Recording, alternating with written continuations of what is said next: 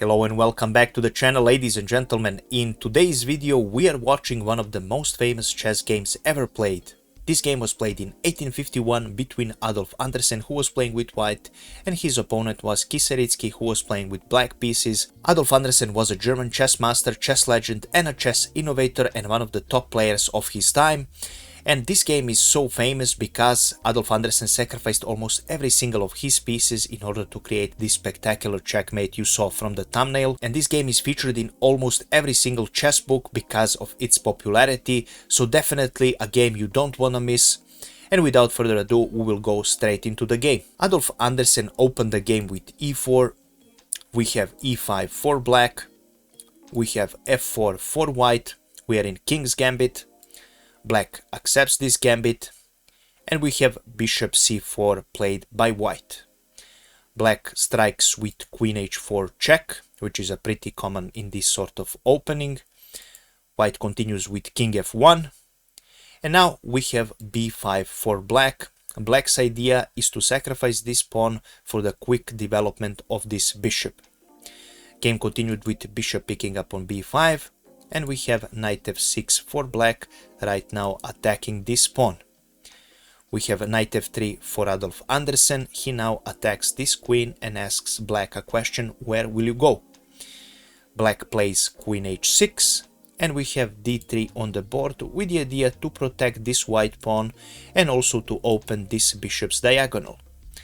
Game continued with knight h5, which is not the best option because this threat of knight g3 can easily be deflected, which happened in the game with the move knight h4 for white. Black now continues with queen g5. Right now this knight is under attack, and Anderssen plays knight f5, putting the knight on even better square. Our game continued with c6. This bishop is under attack, but Adolf Anderssen, instead of putting this bishop back, he plays sharp and he plays g4 with the idea to attack this knight and to open this g-file. Black, seeing that this would be very dangerous, he decided to return his knight on f6, and our game continued with rook g1 for white, so white is sacrificing this bishop. Black of course accepts this and he plays c picks up on b5, and we have h4 for white, right now pressuring this queen.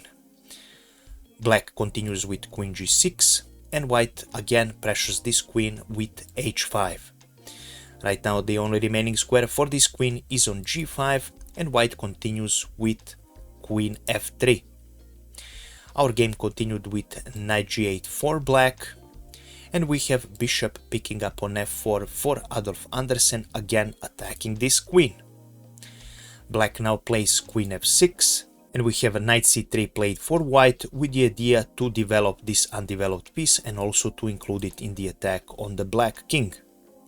Game continued with bishop c5, which is a crucial mistake of this game, because after this move Adolf Anderssen plays knight d5. Now, it's worth mentioning that after bishop c5, what was winning for white was also actually d4, which was much easier here in this position, because right now after bishop picks up on d4, white would continue with knight d5, attacking this queen, and after best option for black, which is queen c6, white would continue with knight d6 check, and after king d8, white would continue with knight picks up on f7 check. And after king e8, white has a devastating attack on the black king, and position is plus 8 points for white. So it's practically lost for black.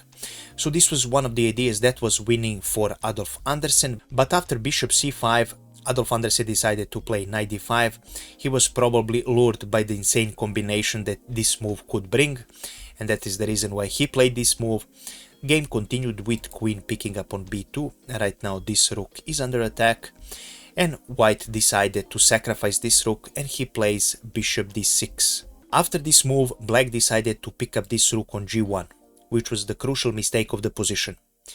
Much better was after bishop d6 was to actually pick up this rook first, and after king e2 not to pick up this rook but to play queen b2. And now it's on white to prove that his calculation was on point, because the computer gives this evaluation a dead draw, which means that this attack probably won't end in a checkmate, so this was much better option for black.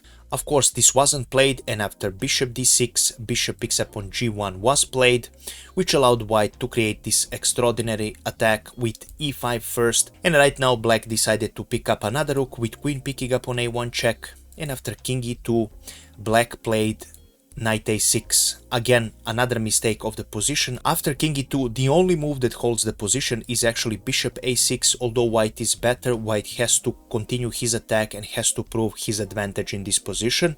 This was what was holding the position. After king e2, unfortunately, black decided to play knight a6 to stop this check, but this leads to a devastating attack for white. Firstly, by picking up this pawn with his knight, knight g7 check, and after king d8, white sacrifices his queen, queen f6 check, and after knight picks up on f6, which was forced, bishop e7 is this extraordinary checkmate. And this is how this amazing game ended, and this is all I have prepared for you today. I really hope you enjoyed this game. If you did, please make sure to leave a comment, like and share this video, as you know this really helps me a lot. Also, if you wish to donate or if you wish to become a channel member, you can do that as well. I will leave the link in the description of this video. And please, I would like to know your opinion about this game. Have I missed something in the analysis? Do you have some specific questions about the position? What move should be played maybe here? Maybe you saw something better for white or black? Please let me know. I read all of your comments. Thank you so much for watching, and we will see each other in the next video. I appreciate all of your support and have a nice evening. Bye bye.